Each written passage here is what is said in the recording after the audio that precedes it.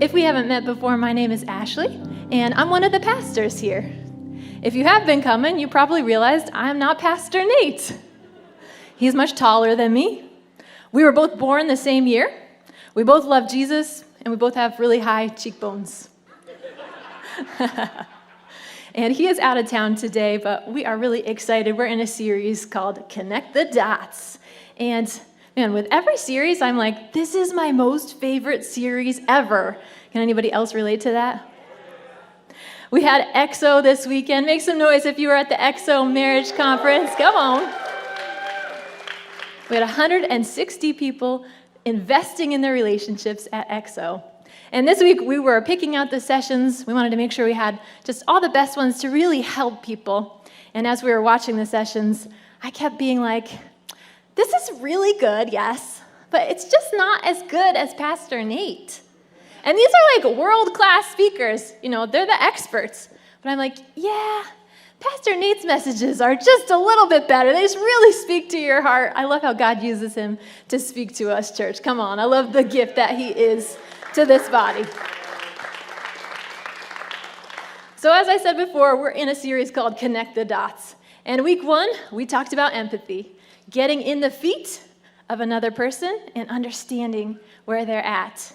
And a lot of us learned that we're narcissists. Anybody else can relate? I'm a narcissist. And if it's your first time here, you might be thinking, uh-oh, what did I get into? But we are interested in growth here. And when you can admit something, when you see something in yourself and admit it, then you can grow from it. Week 2, last week, we talked about unity. We talked about Adam in the garden with God.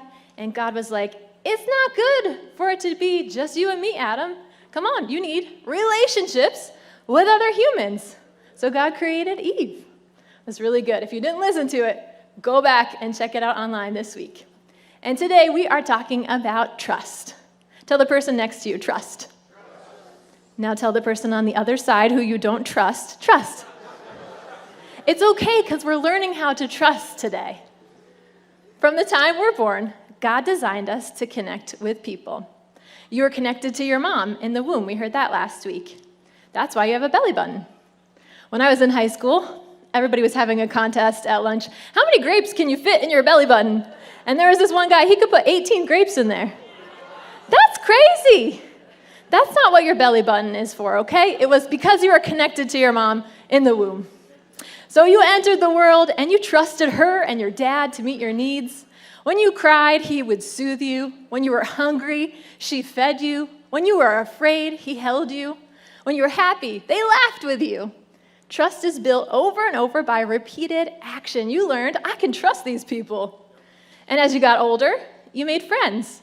You probably went to school and you would meet your friends on the playground and share all your deepest childhood secrets with them. And they were there for you. And then you became a teenager. And maybe you had your first boyfriend or girlfriend and you trusted them. Maybe you got your first job and you learned what it was like to trust coworkers, to trust the person next to you to do their job. But maybe your parents didn't meet your needs. Maybe your parents weren't safe people. Maybe they did their best, but they had broken places. So little you picked up invisible bricks and started to build walls around yourself. You'd pick up a brick and put it down in front of you because you were like, I don't know if I can trust these people. Or maybe you trusted your friends to be there for you, but one of them moved away. And so you picked up another brick and you put it on top of the one that was already there. Maybe you had your first breakup. Maybe somebody didn't come through for you when they promised to. Maybe somebody broke your heart. So you pick up a brick and you add it to your wall. And over time, you've built a wall to protect yourself. And sometimes those walls are necessary. You shouldn't trust every person that you meet at the same level. But if you constantly have your walls up, then nobody can get in. No one can actually be your friend. You can't connect emotionally with your spouse. You can't trust your coworkers. You'll lean towards controlling every situation because you're believing a lie that you can only trust yourself. And you'll apply patterns that came from untrustworthy people to safe people who don't want to hurt you. Maybe you experienced trauma that violated your trust. 60% of adults have experienced some sort of trauma. And in that moment, maybe there was nobody there to help you process it. So you didn't just pick up one brick, you grabbed a whole pallet and you started building walls around yourself and saying, no one is going to get in, nobody is going to hurt me. And you thought that that wall would keep unsafe people out, and it did. But it also keeps out the safe ones. That emotional wall that came from a legitimate place that helped you through your trauma, it's blocking you from connection. Or maybe you're here today and you're like, I don't really relate to any of those things. I wasn't hurt by anyone. I just feel like it's less messy to not trust in people. It's less messy to build walls and just keep people out. That's limiting your life. Proverbs says, where there are no oxen, the stall is clean, but increase comes by the strength of an ox.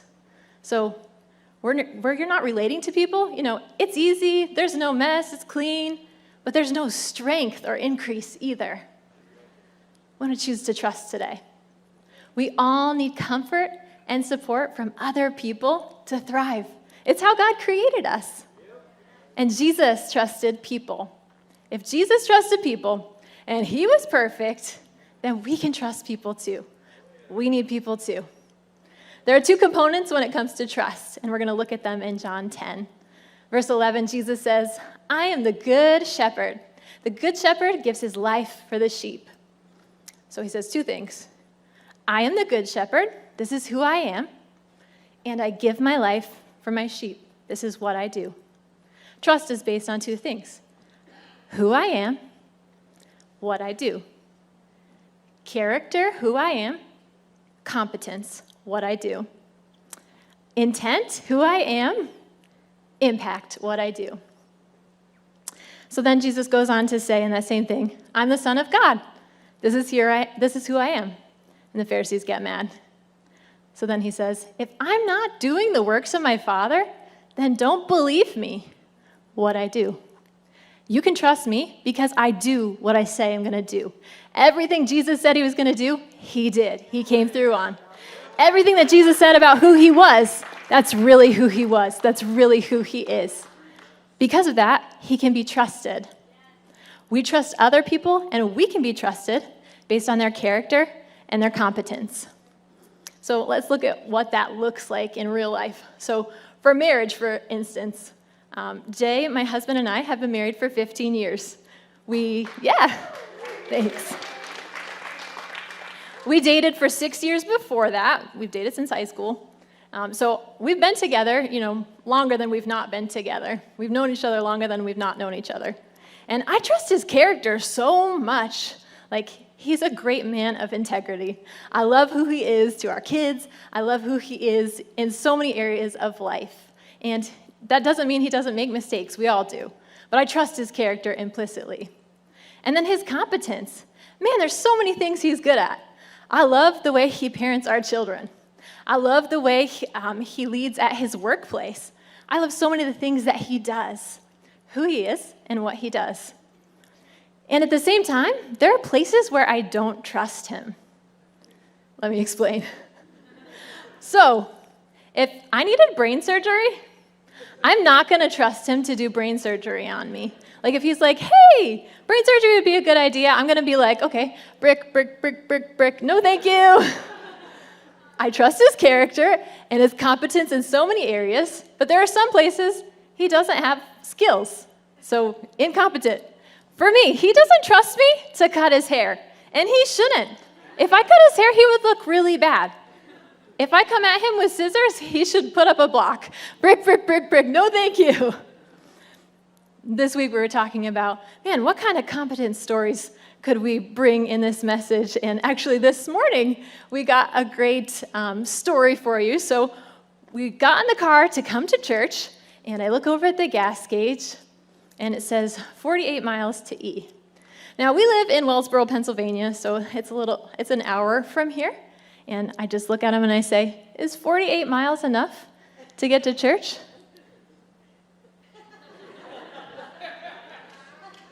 asking innocently.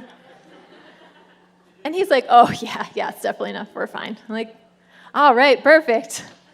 So we get to the New York border, and we have 0 miles to E.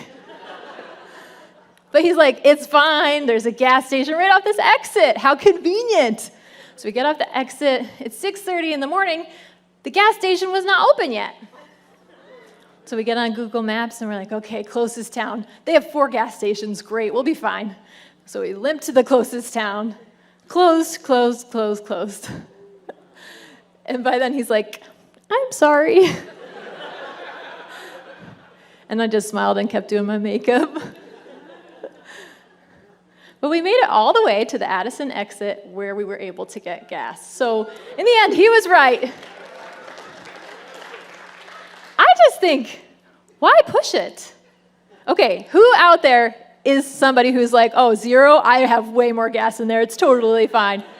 Yes, you are my husband's people. He's only run out of gas twice in his life. I've never run out.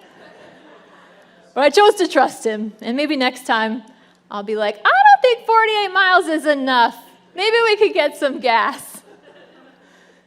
But that's a funny story, but it just illustrates trust changes over time because of different situations, and it changes with different people too. We're better at being married now than we were on day 1 of marriage, like on the honeymoon, where we're like, hi, you're cute, I love you. How do we do this thing? Yay, we're married, woo! And at each new stage, we grow in our competence. When we brought our babies home from the hospital, the nurses just help you strap them in the car, and they're like, see ya! We're like, okay. Neither of us had changed a diaper ever. We didn't have babies in our lives. So we're like, which side is front and back? And all right, we'll get this. But we grew in competence. And in each stage of our relationship, we will grow, and in each season. And the same thing is true at work. As we are able to be trusted with more things, as we follow through on our commitments, as we show our character, then we're trusted with promotion. At school, you level up to the next grade when you're competent at the current grade. It wouldn't be fair to trust, a first grader with 8th grade work. Jesus trusted different groups of people based on their character and their competence. So first he had the crowds. These are the people that were for him. They're like, Jesus, he's so amazing. And then later they were like, crucify him. So he had low trust with these people.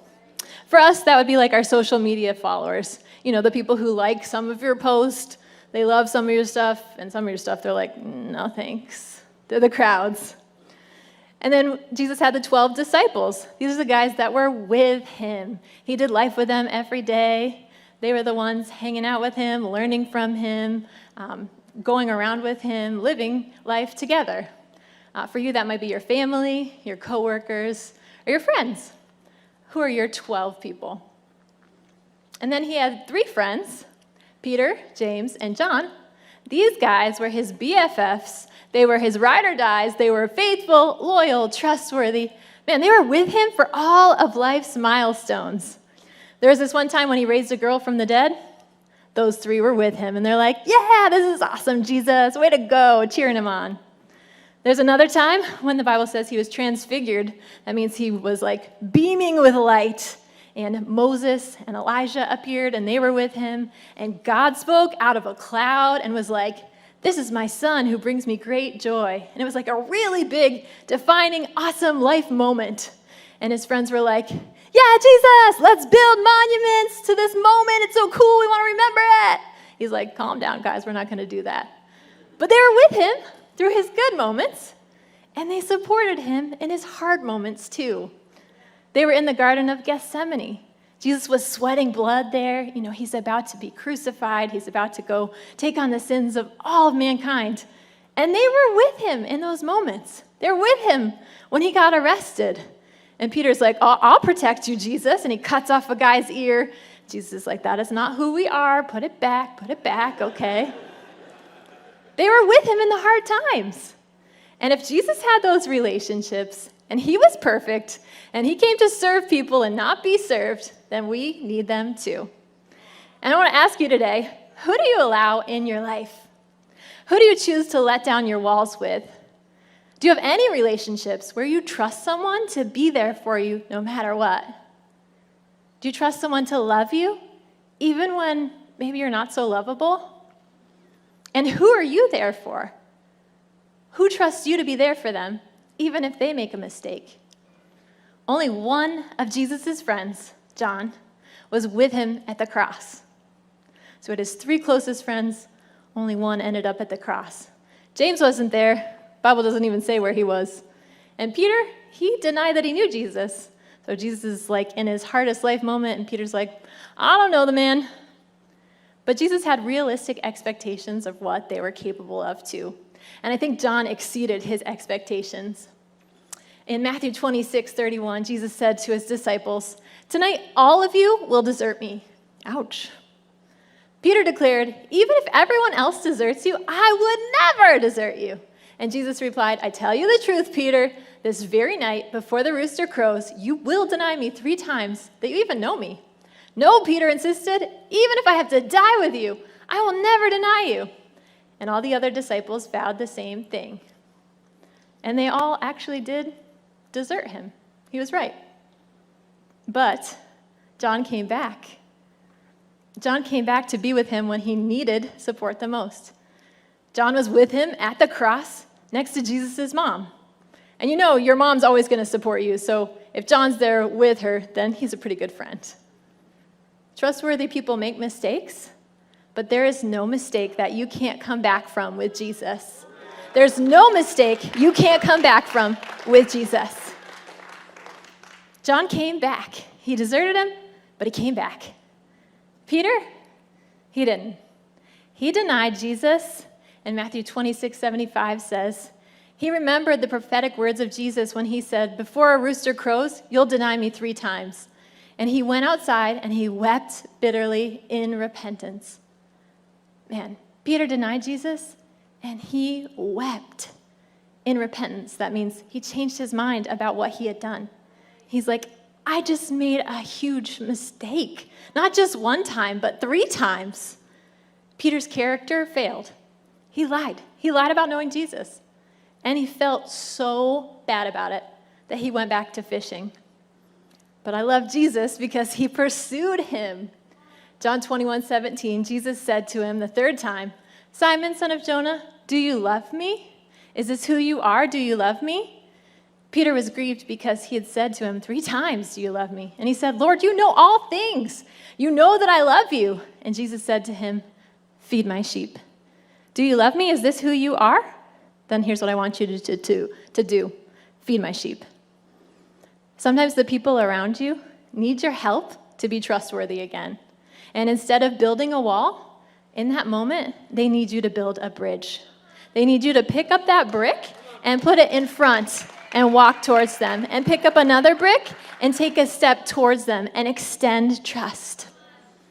When expectations aren't met, a trustworthy person doesn't retaliate.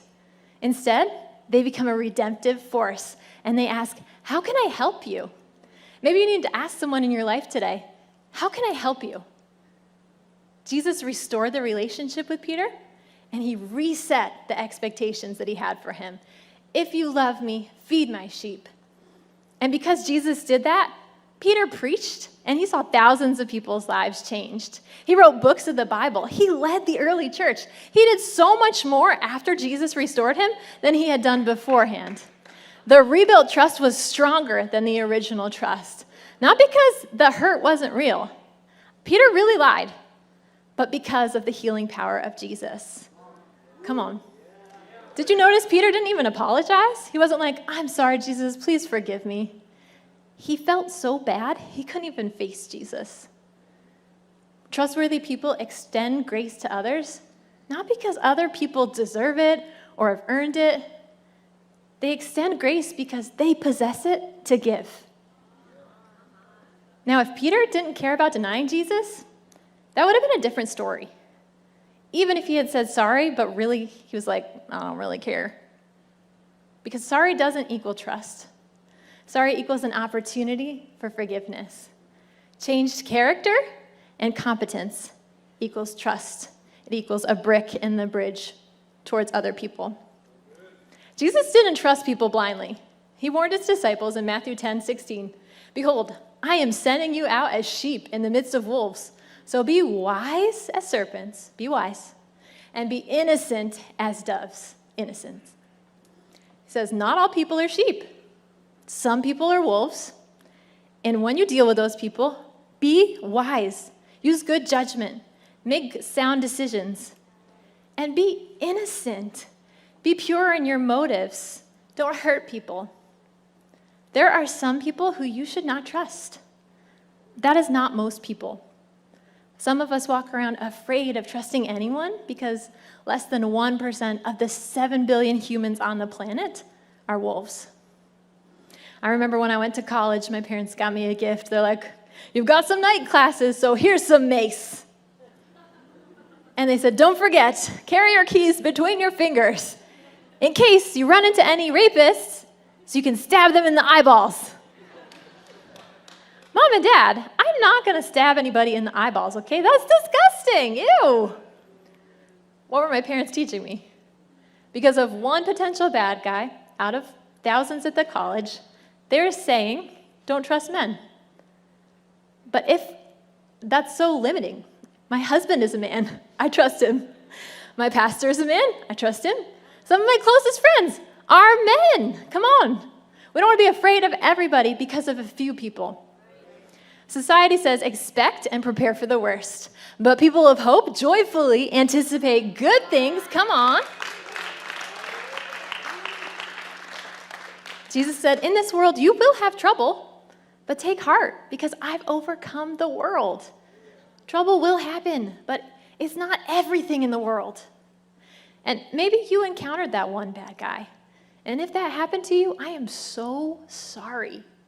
Whatever that person took from you, however they hurt you, don't let them keep hurting you because you've built walls against everyone to protect yourself from the one. If you went through trauma, you need to deal with that through a counselor. You need to deal with that with a trusted friend. You need to work through that. Don't let it keep stealing from you. Jesus didn't say, live afraid. He said, be innocent, which is not cynical, anticipating good things of people, and be wise. If you're in a relationship or a friendship with somebody who continues to break your trust, you might need to end the relationship.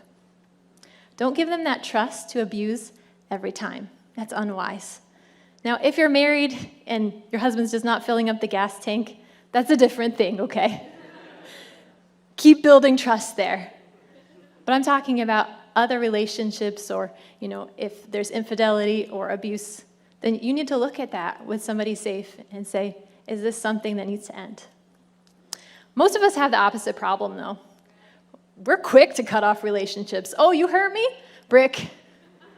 We're really good at building walls and not the best at building bridges.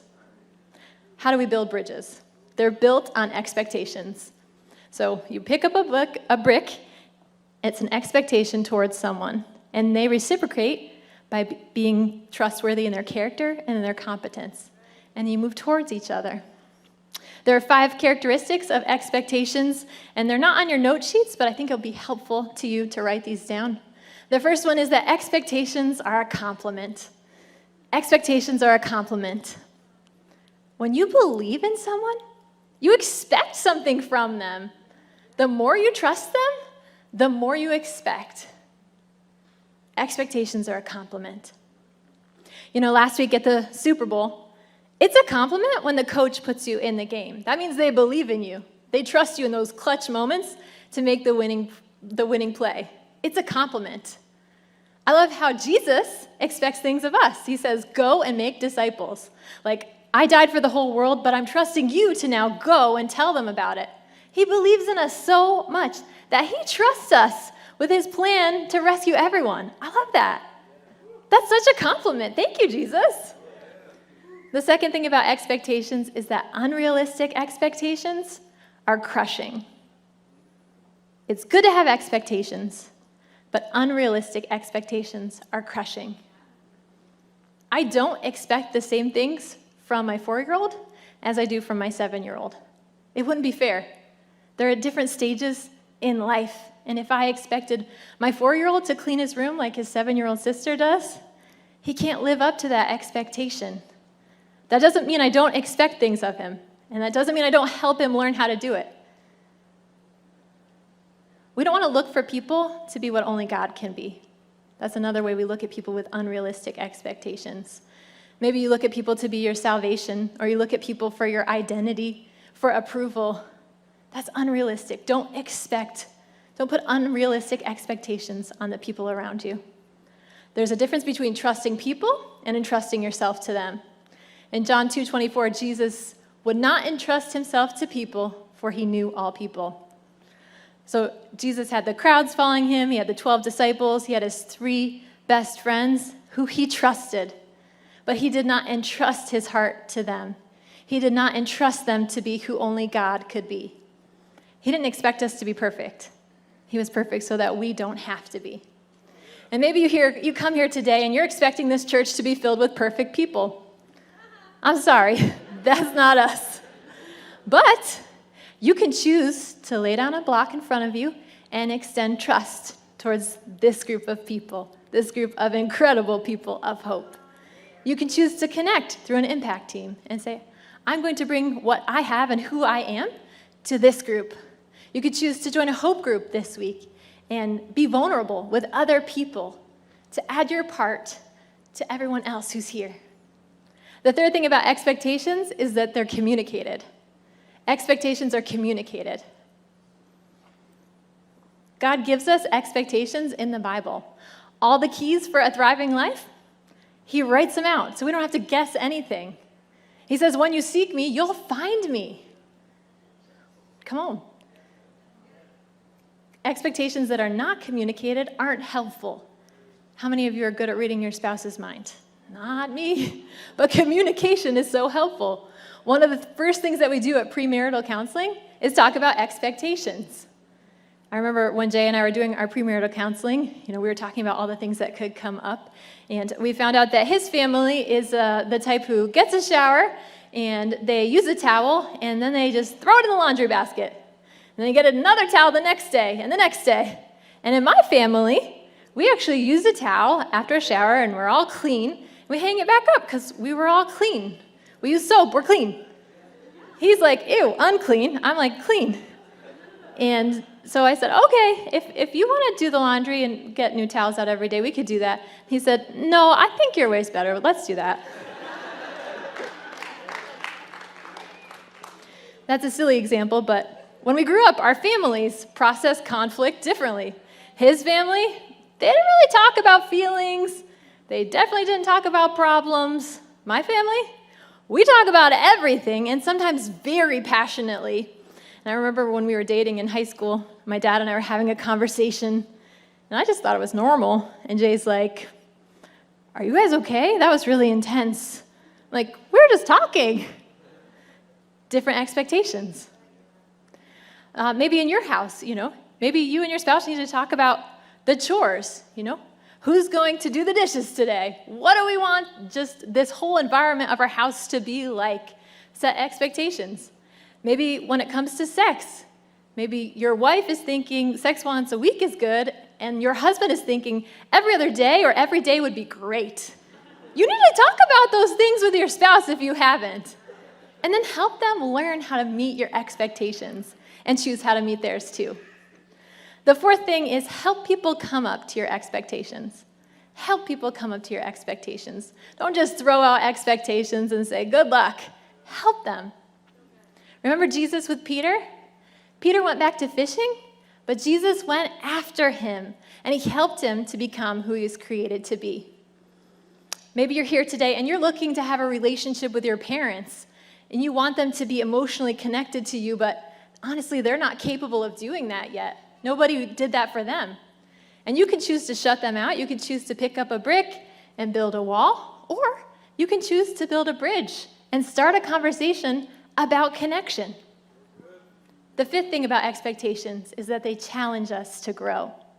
Expectations challenge us to grow. Healthy expectations are just a little bit beyond what we can do. It's insulting to expect my kids to always act like children. As they grow, I expect more things of them. It's insulting to have no expectations of people. 1 Corinthians 13:7 says, love always protects, always trusts, always hopes, always perseveres. And in this verse, trust means love always looks for the best in each person. It looks for the best. It doesn't limit people to what you see in front of you. It looks for the good in them. It looks for their potential. It looks for reasons to build bridges, not walls. Ralph Waldo Emerson said, treat a man as he is, and he will remain as he is. Treat a man as he could be, and he will become what he should be. I love that.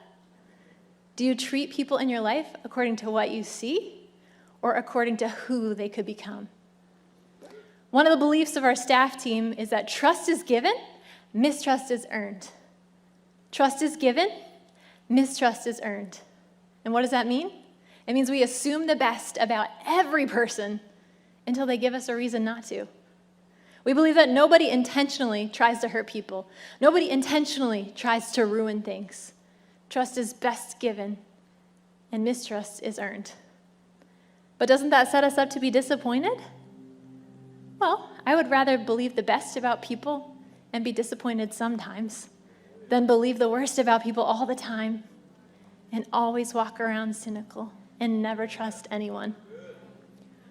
When I am disappointed, I can take my disappointment to God, who never disappoints me.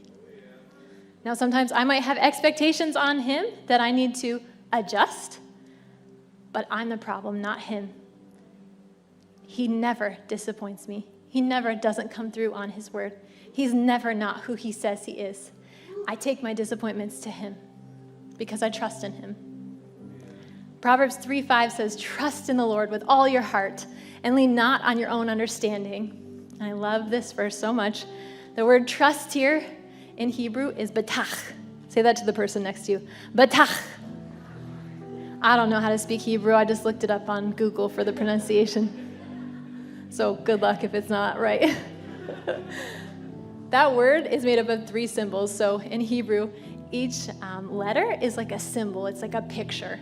So the first symbol in the word trust is bet. And it means resting in a family, safe and secure. So the first part of trusting God means you are rested in his family. You're safe. You're secure. When you trust God, the second letter is tet. Tet. It means wrapped like a swaddled newborn baby, embraced by its mother. You're wrapped in God's goodness. When you trust in him, you're protected. You're safe. The third letter is chet. This one's really interesting. It's a picture of a fence that surrounds you and protects you with healthy boundaries. So when you trust in God, you don't need to build walls because you're already safe. You can rest in his family. You're wrapped in his goodness like a baby in a swaddle, and you're protected by his love. You don't have to worry about your needs because he's also thinking about your needs. He cares about you more than you care about yourself. So you can be careless. You can be confident. You can be secure and hopeful, fearing nothing. Come on.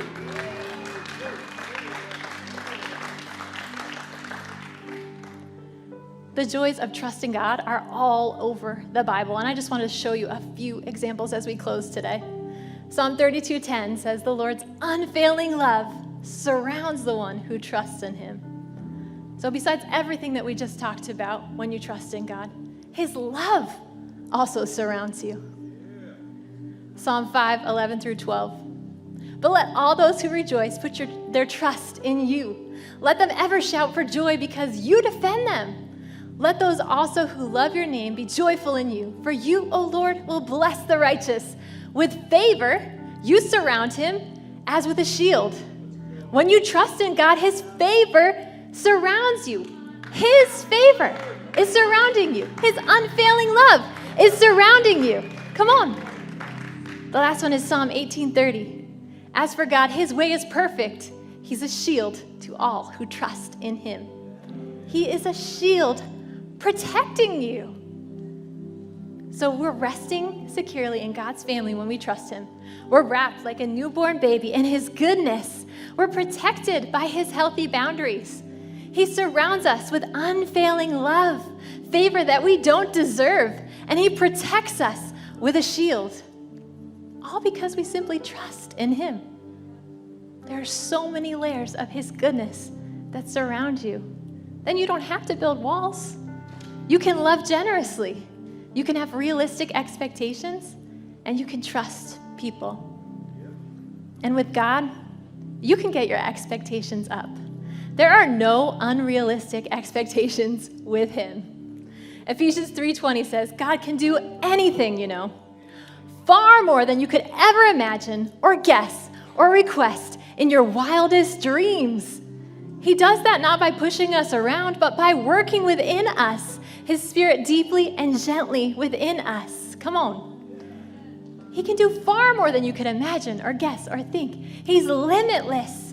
You can expect from him. You can get your expectations up. You can expect him to be who he says he is. You can trust his character, and you can expect him to do what he says he will do. You can trust his competence, and he does it by working within you. But first, you choose to let him into your life. You choose to trust him. When you trust him, he helps you to connect with other people. Hey, thanks for watching. Go ahead and like this video, share it with your friends. Make sure you subscribe to this channel so you don't miss a single video or live stream. And hey, don't forget, you can join us live every Sunday right here at 9 and 11. Thanks again for watching.